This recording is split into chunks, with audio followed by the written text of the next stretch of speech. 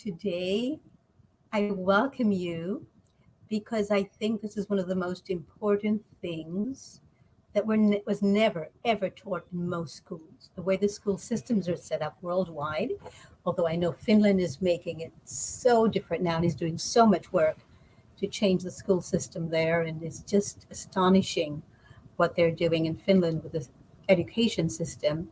Most of us did not learn about one of the basic rules of nature and therefore of our lives, because we are an integral part of nature, and that is the law of attraction. So I remember the first time when I came to the United States and I heard somebody talk about catching a cold. And the reference was that they caught a cold from somebody else. And you, I used to think extremely viscerally, and I used to think, exactly what people were saying. I would think about what they were saying. So when somebody said to me they went to catch a cold, I actually saw them catching it, like throw it, and I'll catch it. And I thought it was hilarious, and I just didn't understand that concept. And then I heard, as winter went on, I heard a lot more people saying that they just caught a cold, and I thought, but that is weird. We cannot catch a cold. We attract colds. We cannot catch the flu. We attract the flu. Same, we cannot catch a virus. We attract viruses. What do I mean by this? Well, if we function on the level of a virus, then of course we'll attract viruses. It means if your immune system is functioning at that level, your immune system only functions at the levels that are receptive to what you're doing in your own life. It's not just what you eat, it's if you're dehydrated or not. It's the clothes you wear, are they toxic or not? Are you breathing deeply enough? Are you breathing deep, fresh air? Like attracts like. It's just the basic law of nature that like attracts like. Same thing with people. If you're attracting the same kind of man, but just wearing different trousers with a different haircut, or the same kind of woman, you haven't changed. And that is why you're functioning at the same level of energy that they are. And so, of course, you will attract that.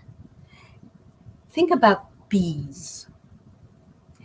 Think about butterflies.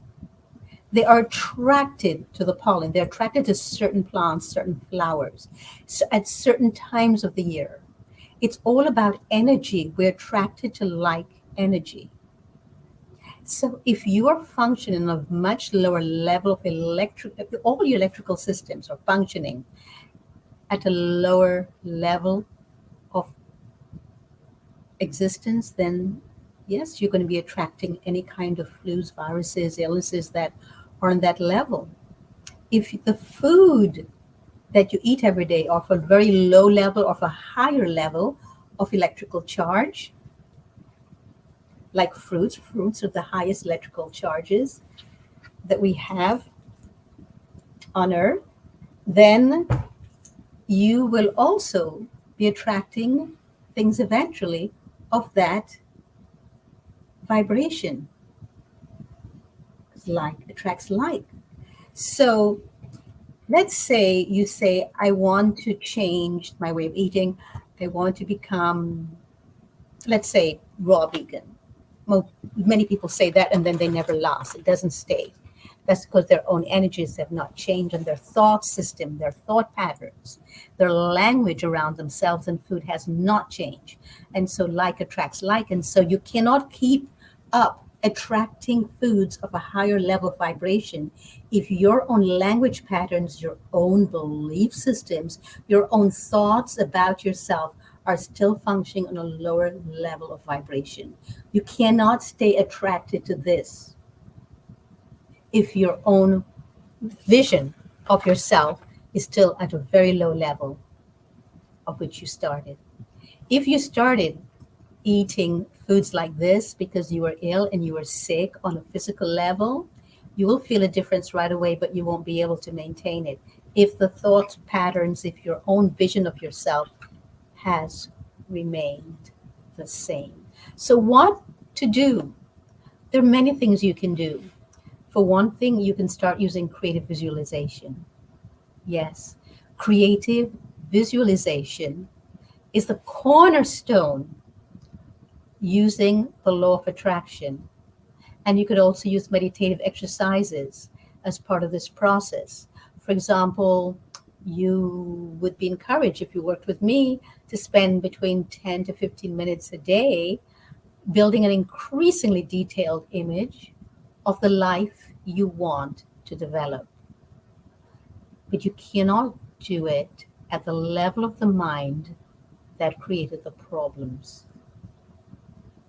You will not be able to do it, which means you need to change your language. And those of you who've been following me for a while or have taken my workshops, or those of you who've worked with me as clients, you know that I'm constantly giving you opportunities to change your language, to really look at the words you use, because those have so much energy in them. Words have so much energy in them. So please stop saying, I caught a cold or I caught the flu. It's best to say, I have manifested the cold or manifested the flu. And by the way, that can be because you are changing your life already. And so your body is throwing off all the mucus that was inside, that was stuffed inside of you.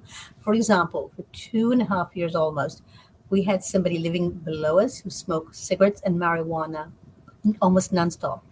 This person that very rarely left the house. And so, of course, my lungs were very congested from breathing this in. Even when we weren't here, we would come in and the place was so packed with all of these fumes.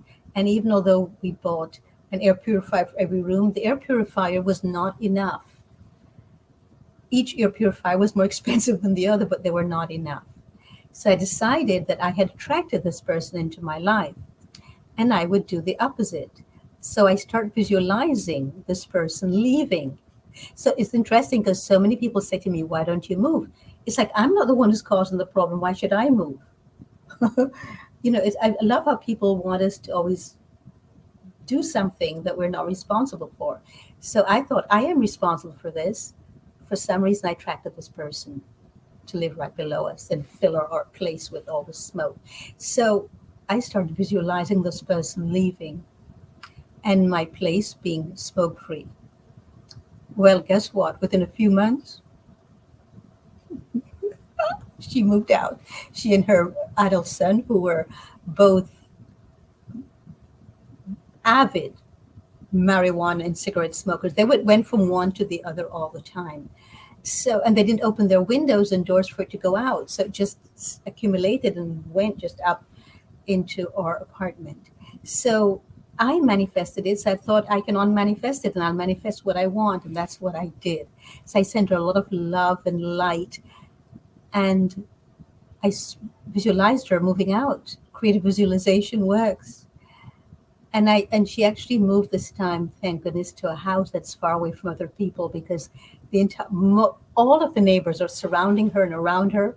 We're constantly fighting with her, and I never fought with her. I just decided in the end to use my own vibrational energies, raise it to the highest possible. So through creative visualization, I would bless her and I would see her moving, and that's what she did. And I want here to tell you, it works. It works.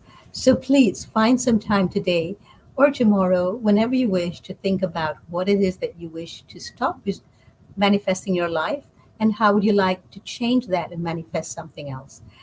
You can do it. You've got it within you. I promise you this. Trust me on this one. Thank you, everyone. I so look forward to you joining me here again. Please click the subscribe and the notification button and the thumbs up button if this was of any interest to you at all. That's how I know whether to continue with these elegantly raw tidbits Monday to Fridays at the same time, same channel. If you've missed any, please go to my YouTube channel, the Elegantly Raw YouTube channel. You'll find a lot of them there. Thanks, everyone. See